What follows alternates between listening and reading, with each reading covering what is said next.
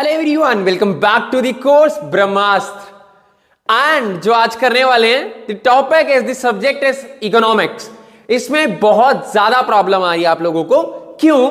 क्योंकि दो पार्ट है अलग अलग। अब क्वेश्चंस, बहुत सारे कमेंट्स मेरे पास ये आ रहे हैं कि सर क्या करना है, कितना करना है, पेपर में लिखना कैसे है, कितना लिखना है, ये तो बताओ। आपने मेरी ऑलरेडी पावर पॉइंट प्रेजेंटेशन देख ली कि क्या लिखना है, उसमें आपको आइडिया मिल गया कि हाँ ये चैप्टर है। एमसीक्यू पढ़ के थोड़ा एमसीक्यू के बारे में पता चला, सब्जेक्टिव के बारे में पता चला। पेपर राइटिंग, सब्जेक्टिव राइटिंग करना कैसे है, इस वीडियो में वो बताने वाला हूं। जो टॉपिक बिल्कुल छोड़ के मत जाना, वो मैं बताने वाला हूं। और एट द एंड आपको एक गोल्डन टिप देने वाला हूं, जो कि बहुत ही ज्यादा इंपॉर्टेंट होने वाली है आपके लिए। ठीक है, पहले बात करते हैं इंपॉर्टेंट क्वेश्चंस की। आपको दिख रहा है सिलेबस मैंने यहां पे लिखा आपका मैक्रो और इंडियन इकोनॉमी। मैक्रो में आपको मैंने लिखा है कि आपकी इंट्रोडक्शन हो गया, नेशनल इनकम हो गया, मनी बैंकिंग हो गया, determination of income employment, then government budget, balance of payment. ये सारे चैप्टर्स हमारे मैक्रो में आ रहे हैं। इंडियन इकोनॉमी में डिटर्मिनेशन आ रही है हमारी डेवलपमेंट एक्सपीरियंसेस। ठीक है, फिर आ रहे हैं करंट चैलेंजेस जो अभी इंडियन इकोनॉमी फेस कर रही है, और फिर आ रहे डेवलपमेंट जो नेबर कंट्रीज के साथ हम करने वाले हैं। मैंने मार्क्स लिखे हैं, आप सबको दिख रहे हैं। इनमें से 10 मार्क का आना ही आना है, इसमें से 6 मार्क्स का, इसमें से 12 का, इसमें से 6 का 6, 8, 20 एंड 12। अब सीधा सीधा दिख रहा है, ये तो छोड़ना ही नहीं है। पहला, दूसरा, तीसरा और चौथा, ये तो छोड़ मत जाना, बहुत ही ज्यादा इंपॉर्टेंट है। बैलेंस ऑफ पेमेंट का तो क्वेश्चन सीधा पड़ा है पेपर में, सीधा डायरेक्ट पड़ा है पेपर में। ध्यान रखना, बैलेंस ऑफ पेमेंट को छोड़ के मत जाना। लास्ट चैप्टर रहने देते हैं, पक्का question current account, capital account पे मिलेगा पक्का, फॉर श्योर पेपर के अंदर। तो ध्यान रखना, पहले ही जब आप पेपर में लिख रहे हो ना, तो ध्यान रखना बैलेंस ऑफ पेमेंट का क्वेश्चन आना ही आना है, इसलिए मैंने स्टार मार्क किया है। नेशनल इनकम का क्वेश्चन आना ही आना है, एक्सपेंडिचर आ जाए, इनकम आ जाए, वैल्यू एडेड आना ही आना है। उसके बाद development experience and economic reforms आना ही आना है, करंट चैलेंजेस पे आना ही आना है। करंट चैलेंजेस जैसे इकोनॉमिक टाइम्स की जो न्यूज़पेपर होते हैं ना, उसमें से एक न्यूज उठा के वो पेपर में डाल देते हैं केस स्टडी बना के। तो आपको थोड़ा सा उस वे से भी सोचना है। ये 40, 50, 60% के लिए नहीं बोल रहा हूं, ये 70 आ जाएंगे, 80, ये 90 अबव वालों के लिए आराम से स्ट्रैटेजी है जो बता रहा हूं। ये पास होने वालों के लिए, जिनको लग रहा है अभी स्टार्ट किया, करें क्या सर, बहुत कंफ्यूज है, तो आप ये वाला ये वाला ये वाला ये वाला कर लो, आराम से 40-50%, आराम से 60% आ जाएंगे, थोड़ा बहुत ऊपर से पढ़ाई कर लोगे तो। बट उसका फायदा नहीं है, अच्छे से पढ़ो, यही टाइम है, बेस्ट टाइम है, आराम से 90% हिट कर सकते हो अगर सारी स्ट्रैटेजीज को अच्छे से फॉलो करोगे। ये टॉपिक्स को गलती से भी छोड़ के मत जाना। नेशनल इनकम के तीनों मेथड्स, कौन से एलिमेंट से क्या बन रहा है। इनकम मेथड में 3 एलिमेंट को ऐड करके एनडीपी एफसी बनता है, राइट। एक्सपेंडिचर मेथड में 3 एलिमेंट को ऐड करके जीडीपी एमपी बनता है। वैल्यू एडेड में भी जीडीपी एमपी बनता है। मतलब ये वो एलिमेंट मैं बता रहा हूं जो आपको फॉलो करके यूज करने हैं जब आप कर रहे हो एग्जाम। ठीक है, उसके बाद मनी एंड बैंकिंग, इतने ज्यादा रेट है, क्वांटिटेटिव, क्वालिटेटिव, क्रेडिट क्रिएशन क्या होता है, ठीक है ना। कमर्शियल बैंक क्रेडिट क्रिएट कैसे करता है, आरबीआई कैसे कंट्रोल करता है क्रेडिट को, पता है ना। कमर्शियल बैंक क्रेडिट को क्रिएट करता है, आरबीआई क्रेडिट को कंट्रोल करता है। तो इस पे भी बहुत बार केस स्टडी आ जाती है। उसके बाद गवर्नमेंट बजट, बजट पे तो आपको पता ही है, क्वेश्चन घुमा फिरा के आ ही जाना है। बीओपी तो मैंने बता ही दिया, करंट कैपिटल अकाउंट पे आना ही आना है। यहां पे मान लो 2 महीने पहले इकोनॉमिक टाइम में कोई न्यूज आई थी कि हाँ इंडियन इकोनॉमी का जो अभी प्रेजेंट चैलेंज है that is unemployment, may be poverty. Data बहुत है इसमें जो लिखना है। अब सर डेटा तो बहुत है, इतना डेटा कैसे याद करेंगे सर, ये तो मेमोराइज करना बहुत मुश्किल है। इसका आज अभी बता दे रहा हूं सॉल्यूशन। क्या करना है, नोट कर लो, दिमाग में फिट कर लो। अगर वीडियो मेरी पेपर से पहले देख रहे हो ना, ऑब्वियसली बाद में नहीं देख रहे होगे, पहले देख रहे हो 4-5 दिन पहले, एक चीज दिमाग में फिट कर लेना। आपको डेटा बताना कैसे है। फॉर एग्जांपल आप बता रहे हो 2002 का डेटा, उसके बाद डेटा बता रहे हो 2022 का डेटा, फर्क पड़ेगा 20 साल का। यहां पे मान लो आपने डेथ रेट एक्सप्लेन किया, एम्प्लॉयमेंट रेट एक्सप्लेन किया, कुछ भी, यहां पे आप एक पूरा डिफरेंस, एक एक्सट्रीम राइट बताओ, एक एक्सट्रीम लेफ्ट बताओ, बीच वाला बताने की जरूरत नहीं। इससे कंपैरिजन बहुत अच्छा हो जाएगा। अगर मैं बोलूं पहले पेट्रोल का रेट था 70 रुपीज या 60 रुपीज, अभी हो चुका है 98, तो ये डिफरेंस देख रहे हो। इस डिफरेंस पे एक्सप्लेन करो नीचे, सिर्फ डेटा लिख के छोड़ना नहीं है, डेटा को एक्सप्लेन करो, डेटा बता क्या रहा है। अगर ये चैलेंज फेस हो रहा है इंडियन इकोनॉमी में इस चैलेंज का सॉल्यूशन क्या है, इस चैलेंज को कैसे कवर अप कर सकते हैं, ये सारी चीजें you have to explain according to the question concerned.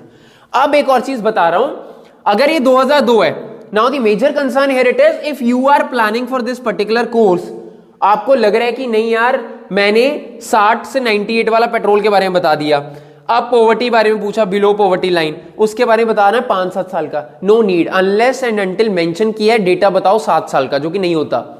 तो हमें extreme left extreme right data बताना और उसको नीचे एक्सप्लेन करना है।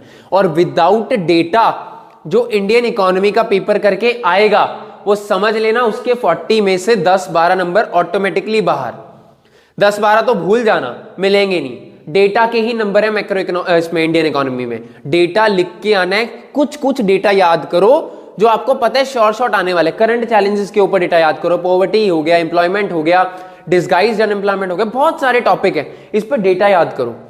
Data extreme left extreme right, that's it, वो पढ़ लोगे, आपको पीपीटीज में भी मिलेगा, वो पढ़ के एग्जैक्टली लिख दो पेपर में, कोई प्रॉब्लम नहीं है। ठीक है, अब बात करते हैं नेक्स्ट, कौन सी चीजें आपको पेपर में अवॉइड करनी है। सर मतलब कौन सी चीजें you need not to do when you are sitting in the examination hall, करना क्या नहीं है। सबसे पहली चीज, कटिंग ना ऐसे ऐसे नहीं करते कभी भी, अगर गलती होगी, भगवान से भी गलती हो जाती है यार, किस इंसान है, किसी से भी हो सकती है, ऐसे काटना है, वहां डायग्राम मत बनाना, एग्जामिनर को दिखा रहे हो ड्राइंग करके, जो आजकल के बच्चे करते हैं जब हम स्कूल में पेपर चेक करते हैं, ये करने लगते हैं, ये नहीं करना। सिंपल एक ये कट लगा दिया, इससे ज्यादा दिखता ही नहीं एग्जामिनर को, आप इससे दिखा रहे हो एग्जामिनर को कि मैंने कटिंग की है, उसको दिख ही नहीं रहा, एक लाइन मारोगे दिखता ही नहीं है, तो कोई जरूरत नहीं है उसको, तो एक एक लाइन का नंबर नहीं देना उसको, आपको कंटेंट लिखो, कंटेंट प्रिसाइज, शीट भरना is not the solution, content लिखो प्रिसाइज, क्रिस्प एंड क्लियर। हर एग्जामिनर ना एक क्वेश्चन का एक हिंट चाहता होता है आपसे। अगर मुझे लगता है कि आपने, जब मैंने आपको पूछा बैंक रेट से क्या इन्फ्लेशन डिफ्लेशन कंट्रोल हो सकती है, आप मनी सप्लाई के बारे में लिखी जा रहे हो, आप लिख रहे हो बैंक रेट बढ़ गया तो उसका इफेक्ट हो जाएगा, क्या इफेक्ट होगा, कैसे इन्फ्लेशन कंट्रोल होगा, आपने लिखा ही नहीं, तो कैसे नंबर दे देगा एग्जामिनर आपको पूरे। तो इसलिए आपको पढ़ना है पहले कॉन्सेप्ट को, फिर अप्लाई करना है, कटिंग बिल्कुल नहीं। और एक सजेशन, एक क्या बहुत सारे सजेशन, कैपिटल लेटर में लिखो जो अच्छा लग रहा है पॉइंट। इंडियन इकोनॉमी का डेटा टैबुलर फॉर्म में होना चाहिए। किसकी फॉर्म में sir? Tabular form. Tabular form कौन सी होती है? 2022, 2023, 4.5, 5.9 ईयर, परसेंटेज, इसको बोलते हैं टैबुलर फॉर्म। डेटा कभी भी जो पैराग्राफ में लिखेगा उस डेटा की रेलेवेंस 0 है। डेटा टेबुलर फॉर्म में लिखो, एग्जामिनर को चेक करने में आसानी होगी, और अगर उसको आसानी हो रही है तो नंबर आसानी से मिल जाएंगे, उसको आसानी नहीं हो रही तो आपके लिए प्रॉब्लम क्रिएट होने वाली है। ऑलराइट, सो टेबुलर फॉर्म में आपका इंडियन इकोनॉमी का डेटा होना चाहिए। टेबुलर फॉर्म में टेबल बने हुए अच्छे से, सारी चीजें हैं, you will be able to crack it. Table नहीं बने, you will be in trouble. Macro में diagrams, deficient demand excess demand के डायग्राम्स बहुत करेक्टली बनाने हैं, बहुत करेक्टली। नेशनल इनकम के फॉर्मूलाज करेक्टली पता होने चाहिए। फ्लो चार्ट बनाओ जहां पे जरूरत है, बैंकिंग में टूल्स आ गए, फ्लो चार्ट बनाओ, डायग्राम बनाओ। जब तक डायग्राम नहीं बनाओगे ना तब तक एग्जामिनर को लगेगा यार ये लिख ही जा रहे हैं, लिखने नंबर नहीं मिलते। मैं बार बार बोल रहा हूं, टैबुलर फॉर्म में बनाओ, डायग्राम बनाओ, you will hit the numbers. It's my bet you will hit the number that you wanted. ठीक है, उसके बाद एक तो हमने कैपिटल लेटर में लिखना है, क्योंकि पेन कोई और यूज मत करना, कोई ग्रीन पेन यूज कर रहे हो, ब्लू कभी जेल कभी बॉल, ये मत करना, एक ही पेन यूज करना है पेपर में। कैपिटल लेटर में लिखो जो अच्छा लग रहा है, और प्रॉपर ना स्पेसिंग होनी चाहिए। ऐसा नहीं लिखते जा रहे हो, यहां पे बीच में भी लिखते जा रहे हो कि नहीं मेरे को तो बहुत सारा लिखना है, मेरे दिमाग में बहुत कुछ है, मैं सब नहीं। एग्जामिनर को कंटेंट चाहिए क्रिस्प, छोटा कंटेंट, अच्छा बढ़िया। अगर वो नहीं लिख पा रहे हो तो एग्जामिनर नंबर काट लेगा ज्यादा लिखने पे भी। तो ऐसा नहीं लिख दिया तो ठीक है, ऐसा नहीं करना। कंटेंट लिखो क्रिस्प एंड क्लियर। ठीक है, अब बताने वाला हूं गोल्डन टिप, आपको कैसे नंबर मिल सकते हैं मैक्सिमम जब आप इकोनॉमिक्स का पेपर कर रहे हो। दोनों के लिए अलग अलग बता रहा हूं। इंडियन इकोनॉमी में लिख सकते हो ये, data should be crisp and clear in tabular form. You can write it down, data should be crisp and clear in tabular form. करोगे नंबर पाओगे बहुत आराम से। मैक्रो इकोनॉमिक्स, मैक्रो में you have to understand the question first. हमें question ही समझ में नहीं आता। बैंक रेट के ऊपर केस स्टडी आ जाती है, हम सीआरआर का एक्सप्लेनेशन लिख के आ रहे हैं, हम ओपन मार्केट ऑपरेशन की जगह पे एसएलआर लिख के आ रहे हैं। अंडरस्टैंड द क्वेश्चन फर्स्ट, उसके बाद आंसर करना है। पूछो पहले बताया, अब करंट अकाउंट के बारे में बताया, आपने क्वेश्चन पढ़ा, आपको लगा पहले बीओपी की डिटेल दूंगा या दूंगी, उसके बाद जो पूछा है वो बताओ।